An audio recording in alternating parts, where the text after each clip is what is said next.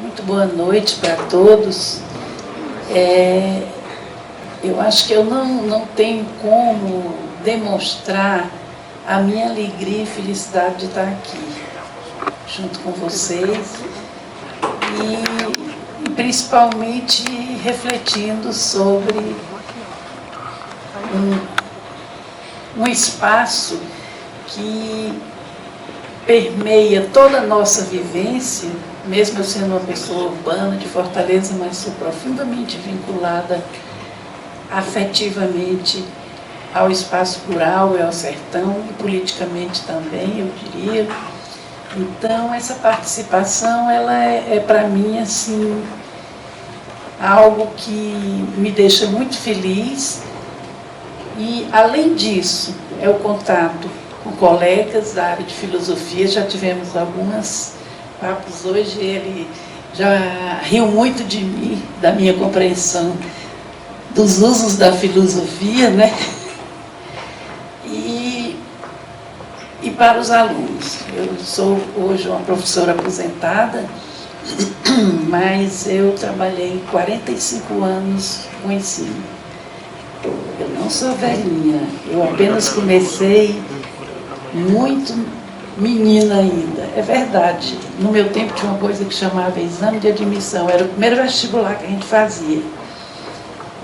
E, em geral, a gente fazia a partir dos 11, 12 anos de idade. Quando eu terminei de fazer o exame de admissão, eu comecei a preparar outras crianças do meu bairro para fazerem exame de admissão também. E eu tive aluno nesse período que fez a primeira série ginasial já junto comigo, no mesmo ano.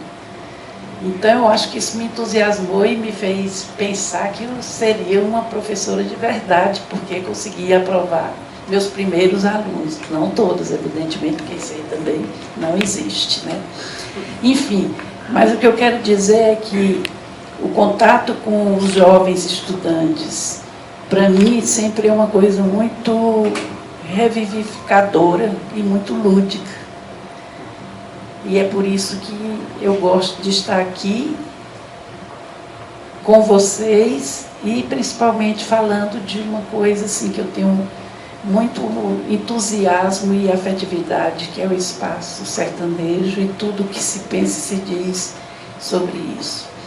Eu começaria assim dizendo que quando eu nomeei o meu trabalho de Sertão, um lugar em comum, na verdade eu estava me rebelando a um discurso que tenta homogeneizar o sertão como se fosse uma única coisa igual em todo o espaço em que ele acontece, em que acontece essa experiência humana.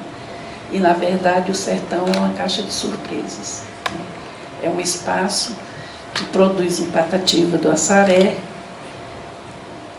um poeta do sertão, né, que disputa com os poetas de academia urbanos que passam a vida na escola e que o Patativa se sobrepõe, inclusive, a muitos desses poetas de academia. Então, o sertão ele é tão rico que o que nós temos é que educar o nosso olhar para perceber e apreender todas essas possibilidades.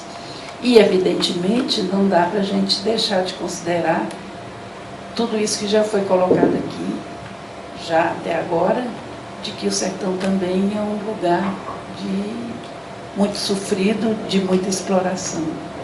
Mas o que eu acho que eu me rebelei muito contra essa imagem ser tão avassaladora e se esquecer dessa outra dimensão do sertão. É por isso que o meu livro tem esse título. E, para falar hoje aqui para vocês, eu estou trazendo uma reflexão a partir da literatura chamada de ficção. E para a gente começar a pensar como um trabalho de história pode se basear numa ficção, que parece até que é reforçando um lugar comum que diz que história é mentirinha, é inventada, né? E o texto de ficção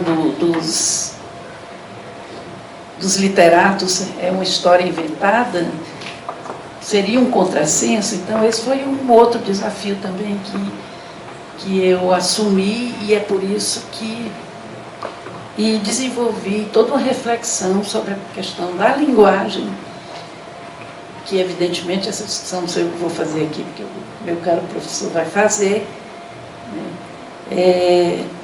Mas a partir de uma forma de linguagem, que é o discurso literário.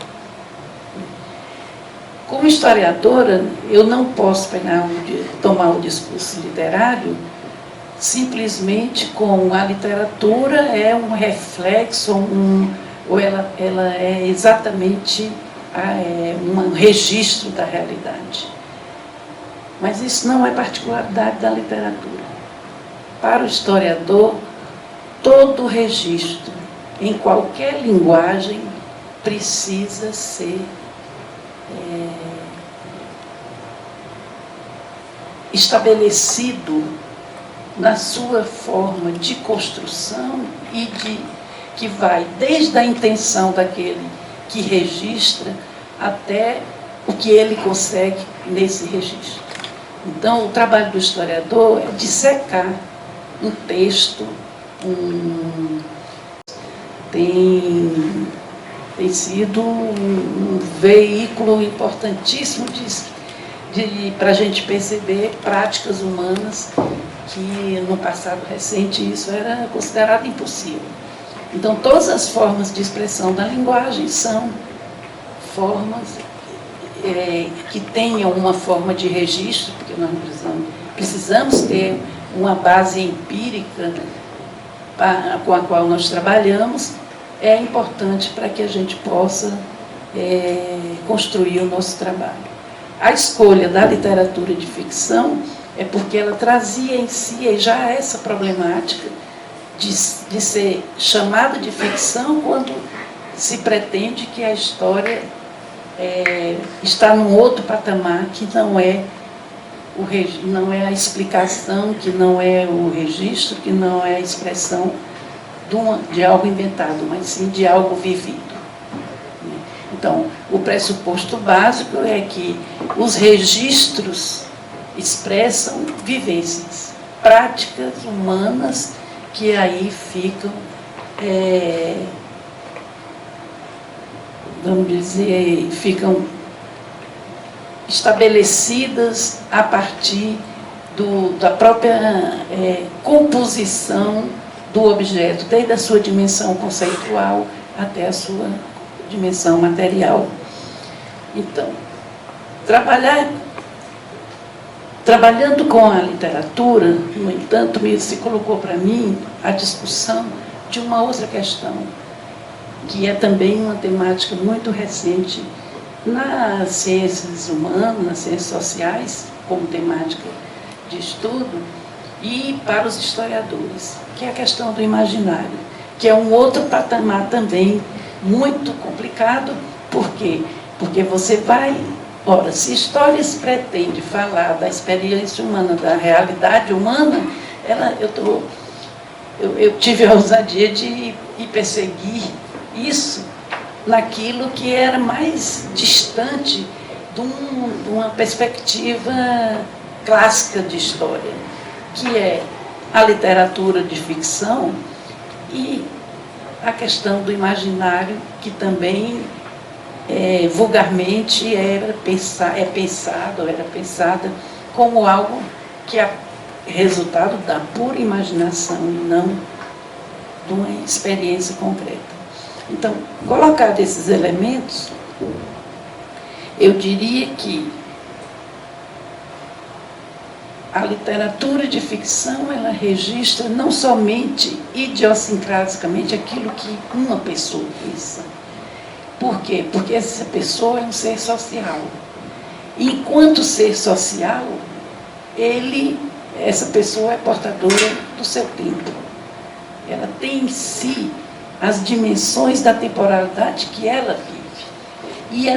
E é isso que é a base empírica a partir do qual um autor constrói um texto que é classificado dentro do conhecimento humano como um texto literário, um texto de ficção.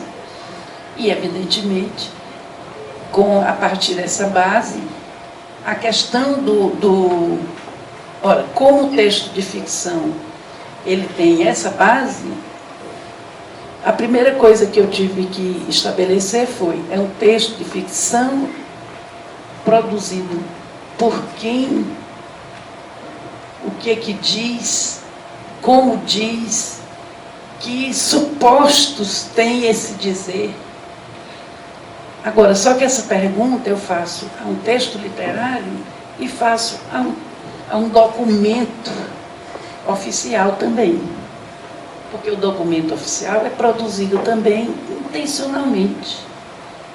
Ele tem uma pretensão de ser registro da realidade, mas nós sabemos que tem a forjação, se forjam documentos. E o trabalho do historiador, no passado, um documento forjado, um documento falso, ele era abandonado, ele não servia para a história. Hoje em dia, não. O dado do forjamento é mais um dado que o historiador tem que interpretar. Por que se forjou esse documento? Com que intenção? Qual a finalidade? Qual o sentido político disso? São essas questões que permeiam o nosso trabalho de historiador e, com isso, nós buscamos interpretar os dizeres que estão registrados nesse suporte.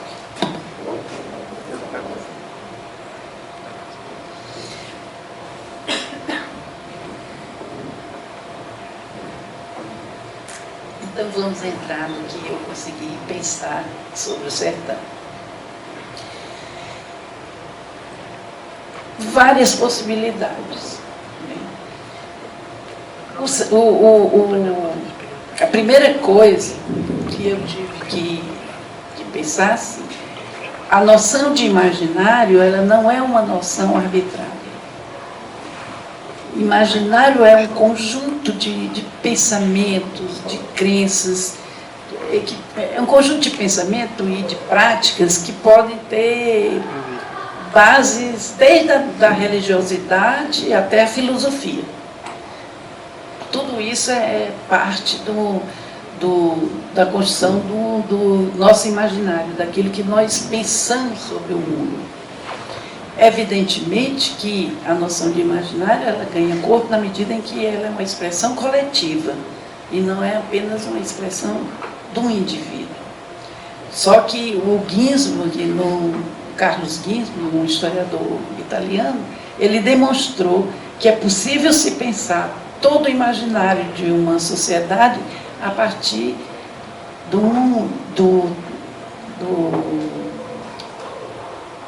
da expressão de um único moleiro, né, que era um trabalhador no período medieval, que era o dono, que era responsável pelo moinho e que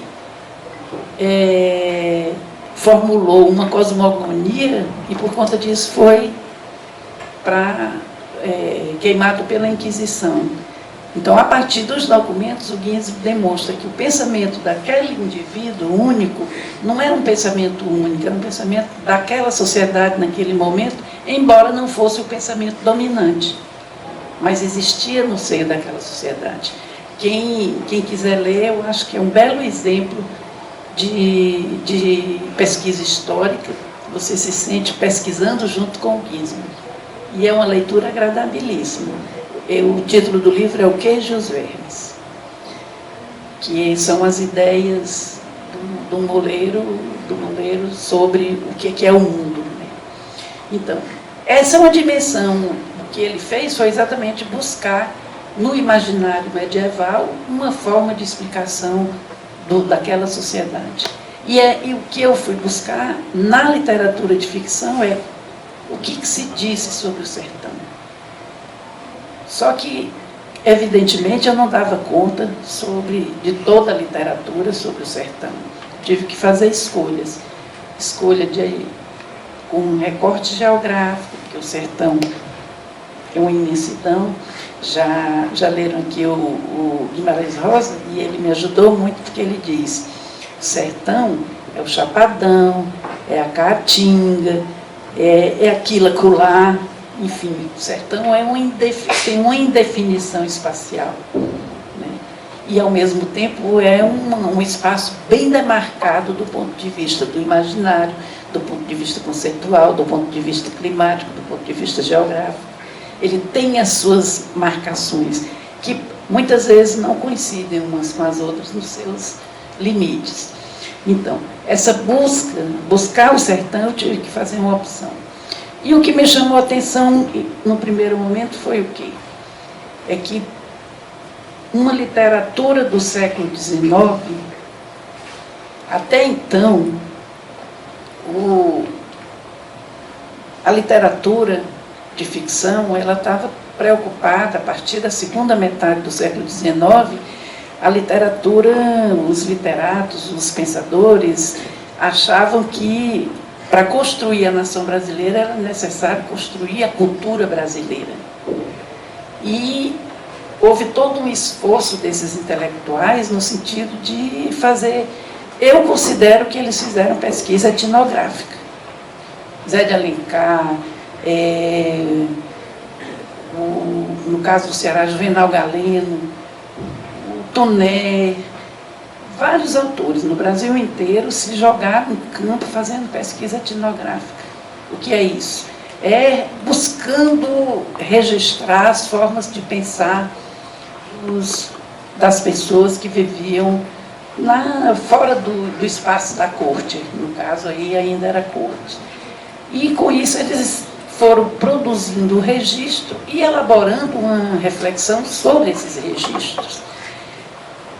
Por exemplo, a proposta de José de Alencar, quando a gente toma a obra de José de Alencar, é muito claro que ele tem um projeto de recuperar e de construir uma memória, uma história para o Brasil, desde os tempos considerados heróicos, seguindo um modelo historiográfico que serviu para a Europa, porque a Europa tem uma longa história nos tempos classificados como tempos heróicos, tempos históricos, tempos medievais, tempos antigos, tempos modernos, né? Essa sequência foi buscada aqui pelo pensamento romântico no Brasil também para se construir sobre o Brasil. E a obra de José de Alencar é o quê? É um conjunto de romances que tratam e que falam dos indígenas no Brasil. Iracema é um romance que, para o Álvaro de Campos, ele é, na verdade, para o Álvaro e para o Haroldo de Campos, os literatos, ele considera que é o mito da construção do Brasil, não é nem só do Ceará. Porque Iracema representaria exatamente, estaria ali os elementos fundamentais de uma cultura brasileira, dos processos de construção da nação brasileira. Outros autores pensam isso em relação ao Ceará. Mas é muito sintomático, por exemplo, que a personagem Iracema, eu acredito que todo mundo já leu, porque passou pelo ginásio, os professores de português sempre pediam para ler, pelo menos Zé de Alencar e Iracema era lido. O que se tem é o quê? Uma Índia, que é o povo autóctone, o povo da terra, que se desvincula, inclusive, dos seus, da sua, ela trai o segredo da sua tribo e se junta com o guerreiro branco. E daí nasce o primeiro cearense, que é assim que termina o livro do Alencar, né? Que é o Moacir. Então, Moacir encarnaria essa miscigenação que se estabelece como o ato inaugural de construção, para alguns historiadores da literatura, da cultura cearense. Mas para o Haroldo e para o Augusto de Campos, Na verdade, isso se refere à construção da nação brasileira. Então, essa noção, e uma das coisas características do romance de Alencar, do Iracema, é a descrição da paisagem, é uma descrição que ressalta o quê? Um sertão dadivoso, que é o que marca muito a nossa cultura e que um certo discurso tentou subsumir, tentou apagar e sufocar, que é o sertão da fartura. A Iracema, ela anda não fala de caatinga, ele fala dos lagos, das lagoas, das serras, da vegetação, da produção dos lábios de mel, né? Quer dizer, dos pássaros. E é o sertão que é o habitat do povo cearense. As terras do litoral são terras áridas. O deserto está no litoral, em Iracema.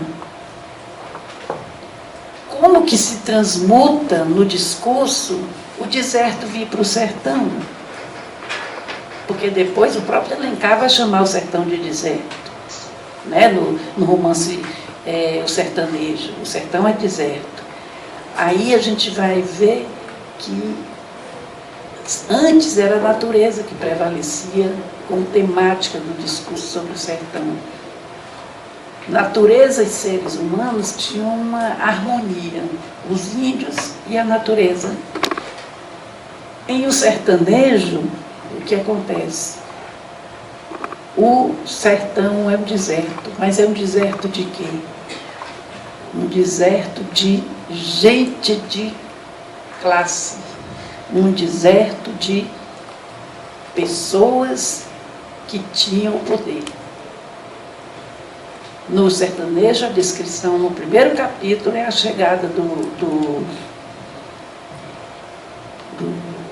Capelo à sua fazenda, e ele vai descrevendo a mata árida, né, a caatinga ressequida, tempo de pegar fogo com o calor do sol. E aí já não temos mais um sertão verde. E, de repente, se encontram com grupos e grupos de vagabundos, de homens sem classe, de homens que amedrontam. Tanto é assim que a descrição é que a comitiva tem toda uma guarda para proteger a família do como é que chamava? Campelo era o capitão. Não, tinha um título de nobreza para ele, que eu não estou lembrada agora. Enfim, isso faz com que a gente perceba que o próprio Alencar, ele vai aí demarcar um outro tempo. Então, é um outro sertão que aparece nesse momento. Isso do ponto de vista de uma reflexão do significado dessas imagens na nossa cultura e como isso forja a nossa relação com o nosso mundo e também a nossa relação com as pessoas fora desse mundo, que é importantíssimo. Por quê? Porque há uma identificação nossa com essa produção literária, e isso eu falei até agora do romantismo, mas quando você vem com o realismo, eu diria que aí você tem uma campanha de construção efetiva de um Ceará trágico, doente, anemiado, como vai dizer no início do século XX o Demócrito Rocha no poema O Rio Jaguaribe. É uma construção do último quartel do século XIX, com os literatos do chamado realismo. Se você não precisa ser especialista, mas prestando atenção nos romances, todos têm a mesma estrutura narrativa. Começa descrevendo uma situação de expectativa de inverno, a seca se instaurando, e depois a descrição da migração e da aflição do flagelo, enfim, é o mesmo esquema que é desenvolvido por autores, inclusive pessoas que tinham uma escrita muito bonita, muito boa e considerados grandes autores. Então, eu acho que era até quase que um partido político, no sentido de ideologicamente construir esse sertão como o sertão da seca. Então, o que nós vamos perceber, e uma coisa que aparece nos romances, é que o sertão verde, o sertão dadivoso, lá do período indígena, ele vai se transmutando num sertão trágico. E aí, junto com isso, o homem sertanejo vai sendo desqualificado. Pessoal, isso é um projeto de classe. Isso é um projeto de construção de uma hegemonia de um determinado grupo dentro da sociedade. Quando a gente vai nos documentos dos congressos de agricultura desse período, estão lá os latifundiários reclamando que os trabalhadores não querem trabalhar na agricultura. Quando nós vamos na legislação da Lei de Terras, de 1850, em seguida vem um decreto do governo provincial decretando que não tem mais índios no Ceará. Quem são os índios no Ceará? Vão ser nomeados como caboclos sertanejos. Por que precisou dizer que não tinha índio? Porque já havia um pressuposto do direito à terra que os povos indígenas tinham.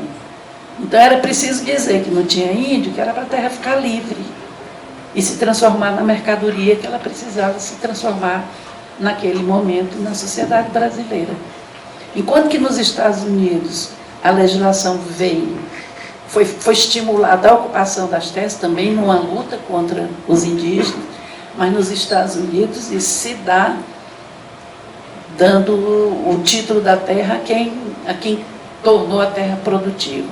No caso do Brasil, se fez o contrário. Além de se tomar as terras dos índios, se decretou que não tinha índios, fora os que foram mortos, né? Os que sobraram foram mortos. O Juvenal Galeno, ele tem um poema que chama O Velho Caboclo, que ele publicou em 1865. É muito interessante, porque o poema ele vem... ele foi impresso em itálico, alguns versos em itálico e outros em letra convencional, né, de impressão. E é evidente, a parte em itálico é memória do velho caboclo, e a parte convencional é a descrição que ele faz naquele momento. E ele está exatamente dizendo, contando a história dos índios no Ceará. Então, a gente vai ver que esses elementos... Por que ir no documento na Lei de Terras, no texto da Lei de Terras? Por que ir no texto do ato do decreto? Porque com esses elementos, juntos com outros registros, chamados inclusive de ficção, a gente vai percebendo como foi sendo construída uma explicação para a realidade. E é isso que interessa como historiador. E é um exercício de buscar perceber como esses elementos vão se sedimentando na nossa cultura e se tornando verdades inabaláveis. Verdades que não passam por nenhum crivo de crítica e de questionamento. Quem de nós não ouviu, até não disse, que o caboclo é preguiçoso? Eita, caboclo preguiçoso, né? Porque está colocado para nós, o povo do sertão. Agora, toda a crítica ao Bolsa Família que está estimulando a preguiça do povo do sertão, né? Quer dizer, a transformação de um ato político de governo, que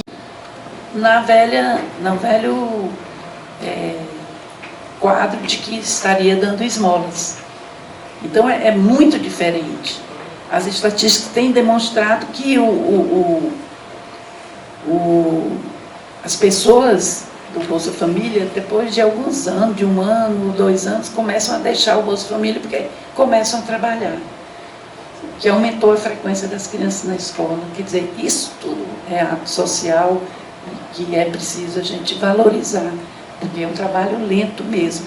Mas, na medida em que a nossa mentalidade, que é a mentalidade principalmente urbana e dos letrados, né, das pessoas que tiveram acesso à escola, que têm uma condição econômica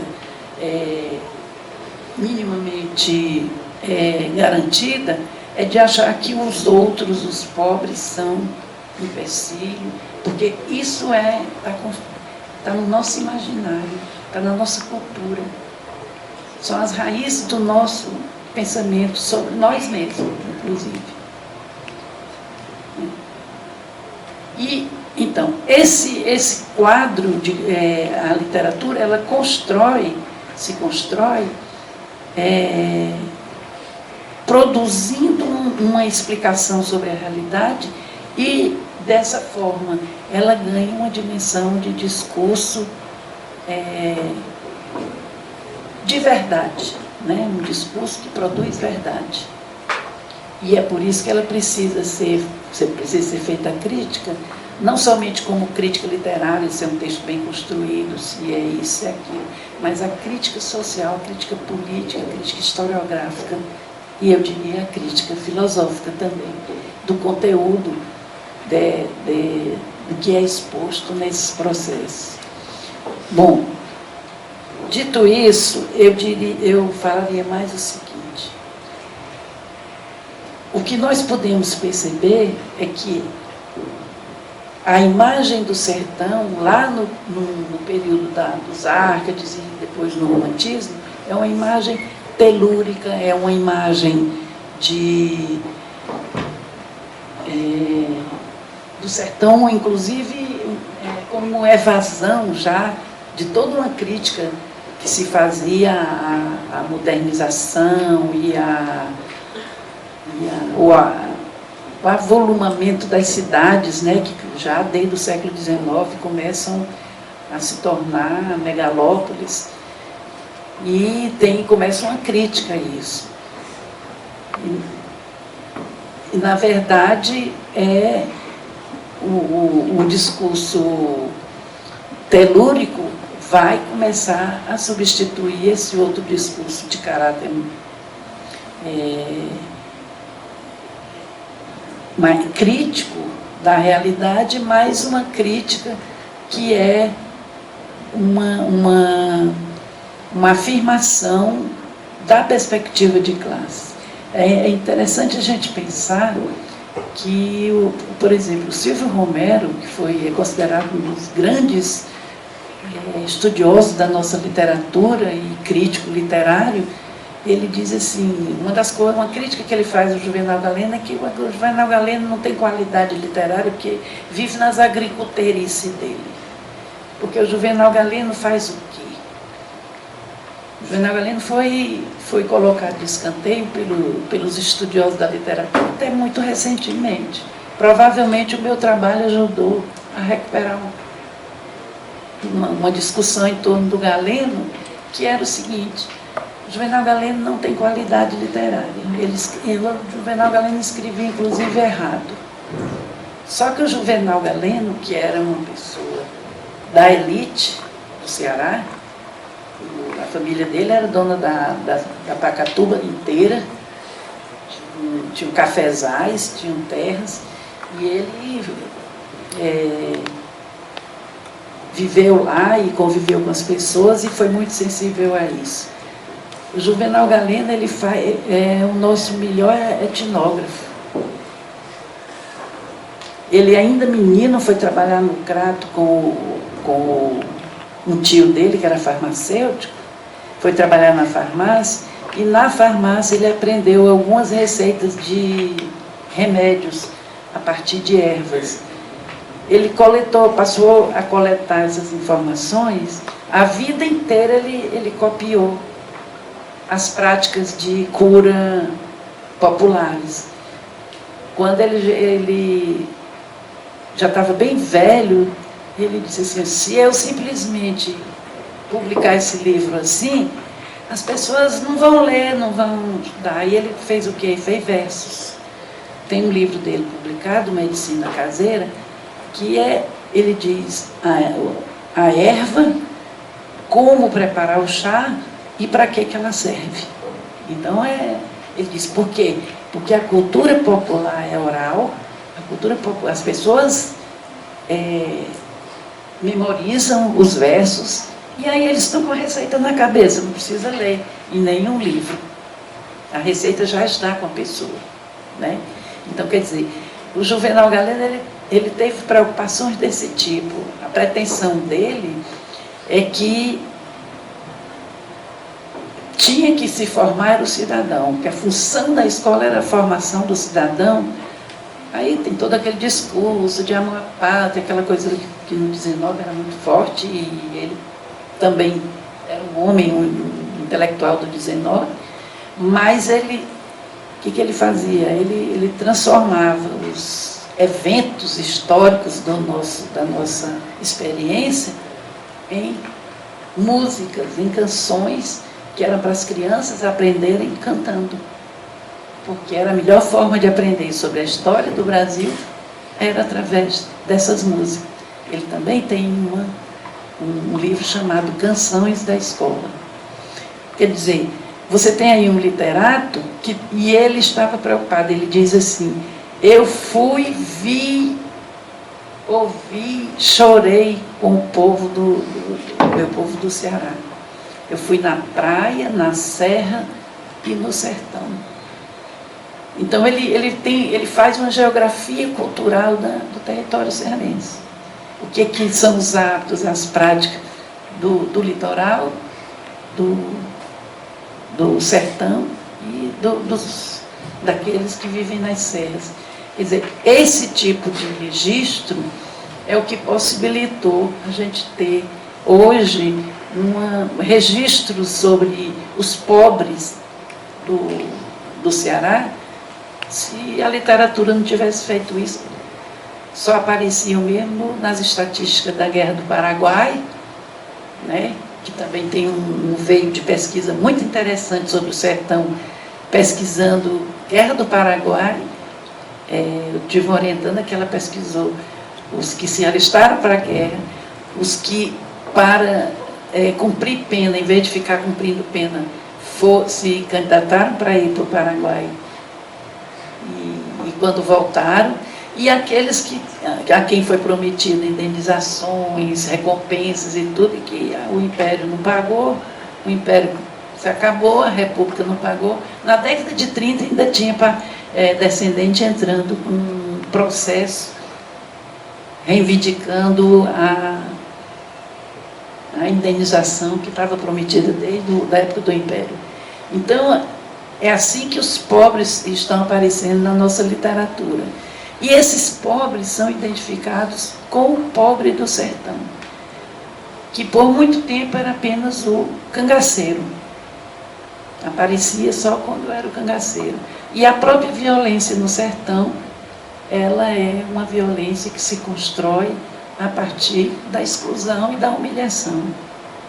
Então você tem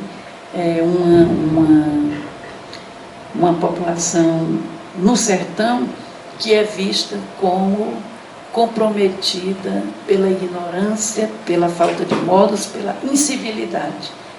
E aí eu teria muitas histórias para contar. Eu sugiro, se alguém quiser saber mais, leiam também Os Viajantes, que ajudaram a construir uma imagem do sertão. O Denis, ele diz que é um viajante que vem ao Brasil e escreve um livro. Ele diz que o Ceará não merece que se faça no início do século, primeira metade do século XIX. Não dá para fazer nenhum investimento aqui no Ceará, porque isso aqui é uma terra imprópria para a vida humana. Está dizendo isso. E o que tem aqui são cangaceiros, são pessoas que vêm aqui somente, que ficam vagando nas estradas e vivendo do roubo, da pilhagem, dessas coisas. É assim que é visto o caboclo nordestino. E no caso do Ceará tem um outro aspecto muito interessante, que no discurso técnico-científico, a seca é do Ceará. A seca não é do Nordeste. Por quê? Porque quando acontece a seca no Nordeste, nós temos registro das levas que vinham da Paraíba para cá e entravam aqui pelo Cariri, que vinham do Piauí para o Ceará, que vinham dessa parte de Pernambuco para o Ceará, em busca de ajuda. Porque estava caracterizado, realmente a seca mais grave é aqui, porque pela própria configuração geográfica do nosso território, e havia já todo um movimento de busca de apoio da coroa para atender esses flagelados. E saíam pelo porto de Fortaleza, quando eram defenestrados primeiro para a Amazônia e já no século XX para São Paulo. Iam com passagem toda e mandados embora para tirar de perto daqui e acabar com o problema daqui. Bom, então essa perspectiva, o que nós precisamos buscar é exatamente esse sertão telúrico, esse sertão que nos faz perceber uma dimensão humana e de humanidade nessa população sertaneja. E é muito interessante que o Ceará se configure como o espaço sertanejo por excelência no Nordeste. Teria mais coisa para discutir com vocês. Por exemplo, o Guimarães recupera sertão para Minas Gerais, mas no sul do país não existe sertão, existe rural, mundo rural. É rural, mas não é sertão. E só para concluir, sertão é um vocábulo que se construiu etimologicamente e ao longo da história como um lugar cuja referência fundamental é estar longe do poder. No caso é uma palavra de Portugal que indicava as terras longe da sede do reinado, né?